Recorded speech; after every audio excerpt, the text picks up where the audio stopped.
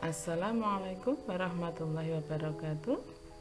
Alhamdulillahirrabbilalamin. Anak-anakku semuanya, kita patut bersyukur karena pagi hari ini kita masih dipertemukan untuk pembelajaran jarak jauh. Semoga anak-anakku dalam keadaan sehat walafiat dan tentunya dengan hati yang senang bahagia untuk mengikuti pembelajaran pagi hari ini. Pembelajaran pagi hari ini kita akan belajar ilmu pengetahuan sosial kelas 5 tema 9 subtema 2. Pagi hari ini kita akan belajar tentang kegiatan ekonomi. Anak-anakku, mari kita simak bersama penuturan materi berikut ini. Silahkan kalian siapkan dengan baik alat tulisnya dan buku untuk pembelajaran berikutnya. Pembelajaran kita pagi hari ini adalah 1. Siswa dapat menjelaskan kegiatan ekonomi agraris. Yang kedua, siswa dapat memberikan contoh kegiatan ekonomi agraris. Yang ketiga, siswa dapat menjelaskan kegiatan ekonomi non-agraris. Keempat, siswa dapat memberikan contoh kegiatan ekonomi non-agraris. Kelima, siswa dapat menjelaskan usaha perorangan. Keenam, siswa dapat menjelaskan usaha kelompok. 7, siswa dapat memberikan contoh usaha perorangan. 8, siswa dapat memberikan contoh usaha kelompok. Apakah kegiatan ekonomi agraris? Kegiatan ekonomi agraris adalah kegiatan ekonomi yang dilakukan dengan memanfaatkan keadaan alam, biasanya dilakukan di pedesaan. Bidang kegiatan ekonomi agraris biasanya adalah bidang pertama, pertanian. Kegiatan ekonomi agraris yang melakukan kegiatan produksi dengan menggunakan tanah sebagai faktor utama. Ini adalah pengertian kegiatan ekonomi di bidang pertanian.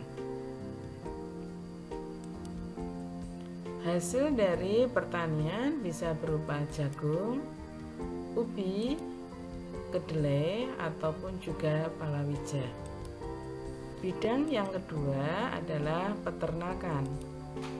Peternakan adalah kegiatan memelihara atau mengembangkan berbagai hewan ternak untuk dimanfaatkan. Peternakan bisa dibagi 3. Yang pertama adalah peternakan hewan besar. Peternakan hewan besar contohnya sapi, kerbau, kuda. Yang kedua, peternakan hewan kecil. Contohnya ada kelinci, ada kambing. Yang ketiga, peternakan unggas. Bisa ayam, itik, ataupun burung. Yang ketiga adalah bidang perkebunan. Kegiatan penanaman lahan ataupun membudidayakan berbagai tanaman. Contohnya kelapa sawit ataupun kopi. Ini adalah contoh hasil perkebunan. Yang keempat adalah perikanan. Kegiatan pembudidayaan ikan dibedakan menjadi 2, yaitu perikanan air tawar dan perikanan air laut. Perikanan air tawar contohnya nila, lele, atau patin dan patin. Nah, ini adalah contoh dan masih banyak lagi contoh dari perikanan air tawar. Kemudian perikanan air laut, ada tuna, ada tenggiri, ada lobster. Nah, ini adalah contoh dari perikanan air laut. Kegiatan ekonomi non-agraris, yaitu kegiatan ekonomi non-agraris biasanya lebih berkembang di wilayah perkotaan. Kegiatan ekonomi non-agraris yaitu contohnya perdagangan. Kegiatan yang menyediakan dan mendistribusikan berbagai barang dari produsen ke konsumen. Perdagangan terbagi menjadi perdagangan besar, yaitu perdagangan yang dilakukan dari pedagang kepada pedagang pengecer. Yang kedua ada pedagang eceran, yaitu kegiatan perdagangan yang dilakukan dari pedagang ke konsumen. Yang kedua perindustrian, kegiatan mengolah bahan mentah menjadi bahan setengah jadi ataupun barang jadi. Contohnya benang menjadi pakaian, karet menjadi ban, dan lain-lain. Kegiatan ekonomi non-agraris yang ketiga adalah pertambangan. Adalah usaha untuk mengolah atau memanfaatkan mineral demi kesejahteraan manusia. Untuk mendapatkannya perlu penggalian atau penambangan. Contohnya emas, minyak bumi, batu bara, dan masih banyak lagi hasil pertambangan yang lain. Yang keempat adalah jasa. Kegiatan yang dilakukan sebagai pemberi layanan suatu jasa. Contohnya perusahaan asuransi, pengacara, dokter, bank, bengkel, warung, internet, rental komputer. Ini adalah contoh-contoh kegiatan ekonomi di bidang jasa. Usaha secara perorangan. Cirinya, modalnya dimiliki satu orang dan kecil. 2. Kegiatan usahanya dijalankan sendiri oleh pemiliknya. 3. Bentuk usahanya banyak ditemukan di masyarakat karena sederhana. Yang keempat, mudah cara pendiriannya. Kelima, pajaknya ringan. Contohnya perusahaan sepatu di Cibaduyut, perusahaan perak Kota Gede, perusahaan batik yang di Solo. Usaha secara kelompok atau bersama.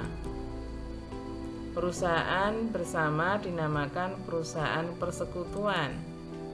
Anggotanya terdiri dari beberapa orang yang bekerja sama untuk mendapatkan keuntungan. Setiap anggota bertanggung jawab atas kewajiban-kewajiban usaha persekutuannya. Usaha yang dikelola secara kelompok, contohnya adalah persekutuan firma atau FA, yaitu persekutuan antara 2 orang atau lebih untuk menjalankan usaha bersama dengan satu nama dan semua anggota bertanggung jawab atas usaha yang dijalankan. Pembagian keuntungan didasarkan atas perbandingan modal yang ditanamkan. Yang kedua, persekutuan komanditer atau CV. Persekutuan antara 2 orang atau lebih untuk menjalankan usaha bersama. Anggota aktif merupakan pemilik modal sekaligus menjalankan usaha. Anggota pasif hanya menanamkan modal. Kemudian yang ketiga, perseroan terbatas atau PT, yaitu persekutuan untuk menjalankan usaha yang modalnya diperoleh dari penjualan saham yang dilakukan oleh pemilik PT. Orang yang membeli saham disebut pesero. Pemilik PT adalah pemegang saham. Yang keempat, badan usaha milik negara atau BUMN.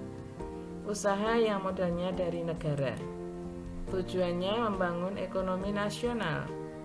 Pemimpin perusahaan sebagai penentu kebijakan yang juga mengurus kekayaan perusahaan. Bentuk perusahaan negara itu bisa berbentuk perusahaan jawatan atau perjan, perusahaan umum atau perum, dan perusahaan perseroan atau persero. Yang kelima adalah koperasi, yaitu badan usaha yang berdasarkan usaha bersama dan berasaskan kekeluargaan. Ciri koperasi adalah swakarsa adalah kemauan sendiri tanpa paksaan. Swadaya yaitu dengan kekuatan dan tenaga sendiri. Swasembada adalah usaha mencukupi kebutuhan sendiri. Menurut usahanya, koperasi dibedakan menjadi koperasi konsumsi, koperasi simpan pinjam, koperasi produksi, koperasi serba usaha. Nah, anak-anakku semuanya, itulah pembelajaran kita pagi hari ini. Sekian dan terima kasih anak-anakku sudah mendengarkan, menyimak, dan memahaminya. Semoga bermanfaat dan semua anak-anakku memahami yang Bu Us sampaikan. Bu Us akhiri, Assalamualaikum warahmatullahi wabarakatuh.